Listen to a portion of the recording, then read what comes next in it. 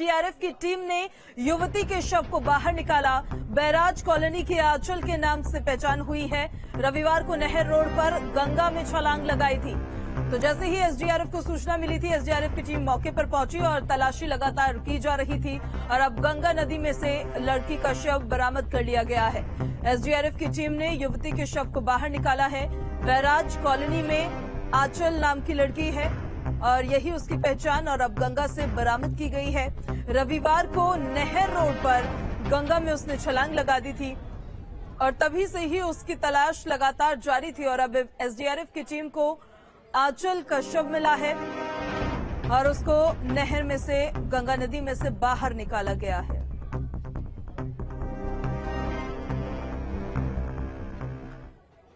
Roorkee police की बड़ी लापरवाही सामने आई है, जिसमें एसएसपी ने जांच के आदेश दिए। दरअसल 20 अक्टूबर को रामनगर निवासी हरीश चांदना लापता हो गए थे। उसके बाद 26 तारीख को उनकी पत्नी कोतवाली में गुमशुदगी की रिपोर्ट दर्ज कराने के लिए पहुंची थी, लेकिन पुलिस ने रिपोर्ट दर्ज नहीं की। उसी दिन शाम को एक व्यक्ति का शव रेलवे लाइन के पास मिला, लेकिन लापरवाह पुलिस ने शव का गुमशुदा व्यक्ति से मिलान नहीं कराया और लावारिस शव का अंतिम संस्कार यूं ही कर डाला। फिलहाल मामले में एसएसपी ने जांच के आदेश दे दिए हैं और आगे की कार्रवाई अब की जा रही है।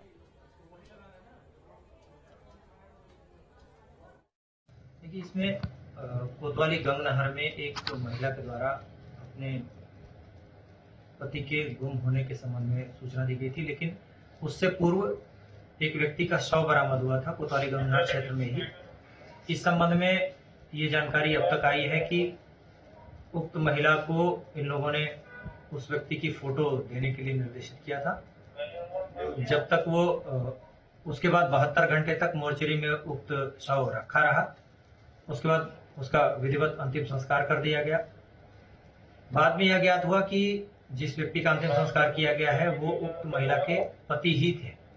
तो इस संबंध में किस स्तर पर क्या लापरवाही हुई, किसकी क्या भूमिका रही, इसकी जांच की जा रही है।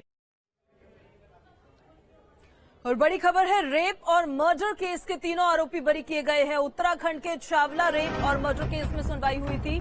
रेप और मर्डर मामले में अब सुप्रीम कोर्ट ने तीनों आरोपियों को बरी कर दिया है।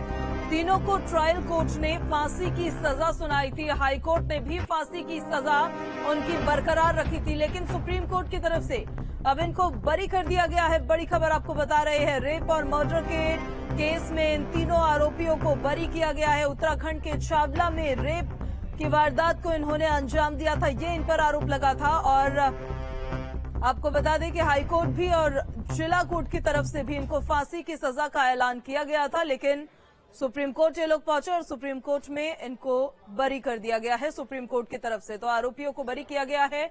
तीनों को ट्रायल कोर्ट ने फांसी की सजा सुनाई थी और इन तीनों को हाई कोर्ट ने भी फांसी की सजा जो ट्रायल कोर्ट की तरफ से सुनाई गई थी उसको बरकरार रखा गया था, लेकिन सुप्रीम कोर्ट की तरफ से अब इन तीनों लोगों को बरी कर दिया गया है। छावला रेप और मर्डर केस में सुनवाई हुई और इन तीनों आरोपियों को अब बरी किया गया है। ये पूरा मामला 2012 का ये मामला है जो हम आपको बता रहे हैं। दिल्ली के छावला में इन्होंने ये दरिंदगी की थी। उत्तराखंड की रहने वाली थी युवती, जिसके साथ इन्होंने दुष्कर्म किया। 19 साल की युवती के साथ दरिंदगी की थी। पहले अपहरण किया, फिर रेप किया और उसके बाद हत्या कर दी। दरिंदों ने आंखों में तेजाब भी डाला और अब सुप्रीम कोर्ट की तरफ से इनको बरी कर दिया गया।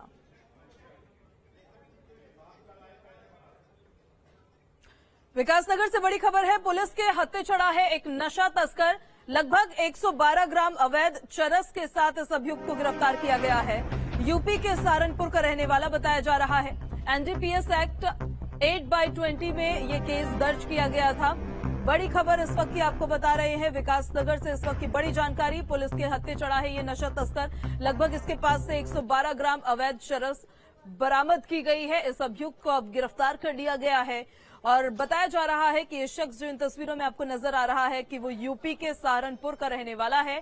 एनडीपीएस एक्ट 8/20 में केस दर्ज किया गया था और इस तस्कर की तलाश लगातार पुलिस को थी। इसको लेकर लगातार तफ्तीश जारी थी और अब ये पुलिस के शिकंजे में पहुंच चुका है और पुलिस के हत्थे चढ़ा है ये तस्कर और इसके पास से 112 ग्राम अवैध चरस भी बरामद की गई है। इस अभियुक्त को पुलिस ने गिरफ्तार कर लिया है। ये तस्कर सहारनपुर का रहने वाला बताया जा रहा है, जिस पर ऑलरेडी एक केस दर्ज है।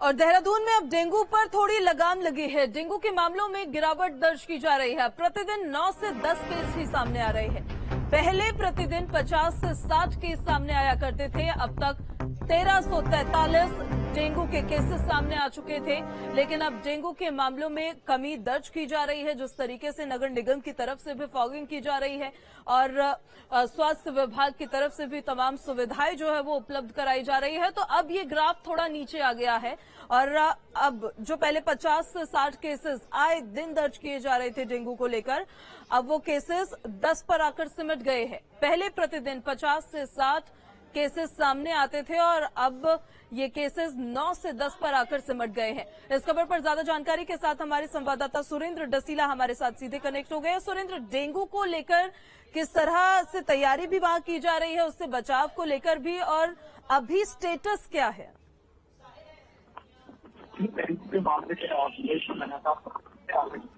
ये अच्छी बात है कि किसी तरह का डेथ रेट नहीं हाइक हुआ है और बहुत ज्यादा कोई दिक्कत वाली स्थिति नहीं है, लेकिन जो मामले बढ़ रहे हैं स्वास्थ्य विभाग द्वारा निर्देश दिए गए और पहले की तुलना में थोड़ा सा मामले कम हुए।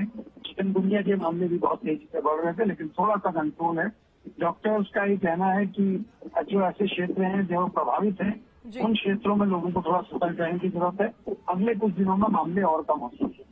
ठीक, सुरेंद्र, बहुत शुक्रिया आपका तमाम जानकारी के लिए। तो प्रतिदिन जिस तरह से 50 से 60 केसेस सामने आया करते थे और लगातार स्वास्थ्य महकमे पर भी सवाल उठने खड़े हो गए थे। नगर निगम के फॉगिंग और तमाम तैयारियों को लेकर अवेयरनेस अभियान जो चलाए जाते हैं उसको लेकर तमाम तरीके के सवाल खड़े उठने शुरू हो गए थे।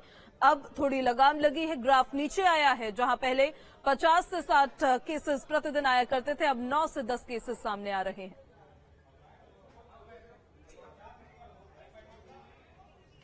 और बद्रीनाथ से भारत जोड़ो यात्रा की शुरुआत हो चुकी है। बद्रीनाथ धाम में आशीर्वाद लेकर इस यात्रा की शुरुआत की गई। कांग्रेस प्रदेश अध्यक्ष करण माहरा वहां मौजूद थे। नेता प्रतिपक्ष यशपाल आर्य भी इस यात्रा में शामिल हुए। पूर्व विधायक मनोज रावत समेत कई नेता इस दौरान मौजूद रहे हैं। तो जो देश का अंतिम गांव है माना, वहां से इस यात्रा की शुरुआत की गई है और वहां पर तैयारियां लगातार जारी ही थी। कांग्रेस के जो तमाम कार्यकर्ता थे उनकी तरफ से तैयारियां की जा रही थी। अब बद्रीनाथ धाम में पहले आशीर्वाद लिया गया और उसके बाद फिर माना गांव से इस यात्रा की शुरुआत की गई है और बताया गया है कि भारत जोड़ो यात्रा देवभूमि में हर जिले में जाएगी, हर जिले का सरोकार इसमें होगा। और अब देखिए, आपको तस्वीरें भी दिखा रहे हैं। उस दौरान कांग्रेस के प्रदेश अध्यक्ष करण माहरा भी वहां पर मौजूद थे। तो वहीं जो नेता प्रतिपक्ष है यशपाल आर्य, वो भी इस यात्रा में शामिल हुए। कार्यकर्ताओं का हुजूम वहां पर उमड़ पड़ा। बद्रीनाथ से इस भारत जोड़ो यात्रा की शुरुआत की गई है।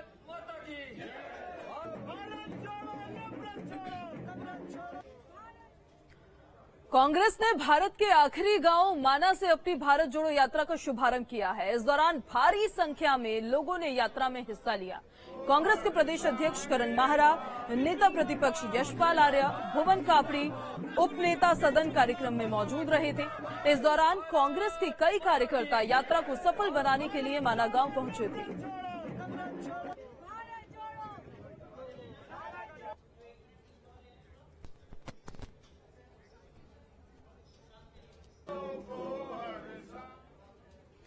तो वही कांग्रेस विधायक आदेश चौहान ने प्रेस कॉन्फ्रेंस की। किसानों के बहाने सरकार को घेरा। उन्होंने कहा कि एक तरफ तो सरकार किसानों की आय बढ़ाने की बात कर रही है, तो वहीं दूसरी तरफ किसानों को लोन पर ट्रैक्टर लेने पर 11% ब्याज देना होता है।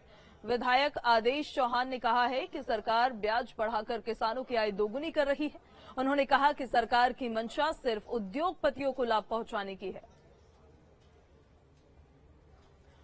तो प्रेस कॉन्फ्रेंस की थी उधम सिंह नगर में। किसानों से बातों की शुरुआत की, लेकिन आड़े हाथों लेते हुए नजर आए हैं प्रदेश सरकार को कांग्रेस के विधायक आदेश चौहान, जिन्होंने किसानों के बहाने सरकार पर जमकर निशाना साधा। कहा कि एक तरफ तो सरकार किसानों की आय बढ़ाने की बात करती है, तो वहीं दूसरी तरफ किसानों को लोन पर ट्रैक्टर लेने पर 11% ब्याज देना होता है।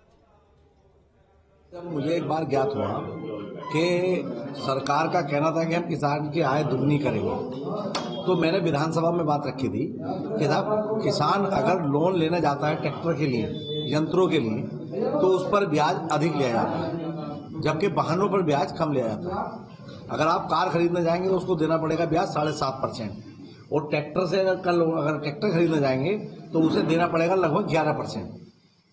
तो लगभग जो अंतर है भाई, एक तरफ सरकार कह रही है कि हम किसानों की आय बढ़ाएंगे, तो क्या अधिक ब्याज वसूल कर आय बढ़ाई जाएगी? तो ये सरकार की जो उद्योगपतियों को लाभ पहुंचाने की मंशा है, किसानों को लाभ पहुंचाने की नहीं है। उत्तराखंड भाजपा ने संगठन के 19 जिला अध्यक्षों की घोषणा की है। इस बार भाजपा संगठन के जिला अध्यक्षों में युवा मुख्यमंत्री और युवा प्रदेश अध्यक्ष की छाप भी नजर आ रही है। लगभग 80% अध्यक्ष युवा हैं, जो एबीवीपी या फिर युवा मोर्चा से आए हुए हैं। भाजपा प्रदेश प्रवक्ता सुरेश जोशी का कहना यह है कि संगठन को भाजपा में सबसे ज्यादा प्राथमिकता दी जाती है। सभी नए जिला अध्यक्ष अनुभवी हैं, युवा जोश के साथ कार्य करने के लिए जाने जाते हैं। देखिए, पहली बात तो यह है कि भारतीय जनता पार्टी हर तीसरे वर्ष जो है कि संगठनात्मक चुनाव पूरे देश के अंदर कराती है। उसी के तहत हम लोगों ने जनपदों के भी जिला संगठन के चुनाव कराए हैं। इसमें सभी तरह के लोगों का प्रतिनिधित्व है। इसमें युवा भी हैं, सीनियर भी हैं, मातृशक्ति में महिलाएं भी हैं, और अपने अन्य वर्गों से भी लिया गया है। उत्तराखंड भाजपा ने 19 संगठनात्मक जिलों के लिए जिला अध्यक्षों की घोषणा कर दी है। इस बार खास ये है कि 80% से ज्यादा जिला अध्यक्ष युवा हैं, यानी युवा मोर्चा और एबीवीपी पे काम करने वाले लोगों को तरजीह दी गई है। इससे साफ है कि युवा मुख्यमंत्री और युवा प्रदेश अध्यक्ष की छाप इस पूरे संगठनात्मक जिला अध्यक्षों की नियुक्ति में दिख रही है। इसका मतलब ये भी है कि भाजपा निकाय चुनाव और आगामी लोकसभा चुनाव के लिए मजबूत तरीके से जुट चुकी है। अध्यक्ष ने ये भी कहा है कि 19 नए जिला अध्यक्ष संगठन को मजबूत करने और राज्य सरकार की योजना अंतिम व्यक्ति तक पहुंचाने की ओर लगातार काम करेंगे। वीडियो जर्नलिस्ट सोनी कुमार के साथ सुरेंद्र डसीला, न्यूज स्टेट, देहरादून।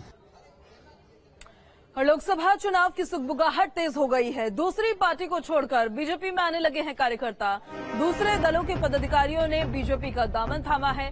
सांसद रमेश पोखरियाल निशंक ने पार्टी में उन कार्यकर्ताओं को शामिल कराया।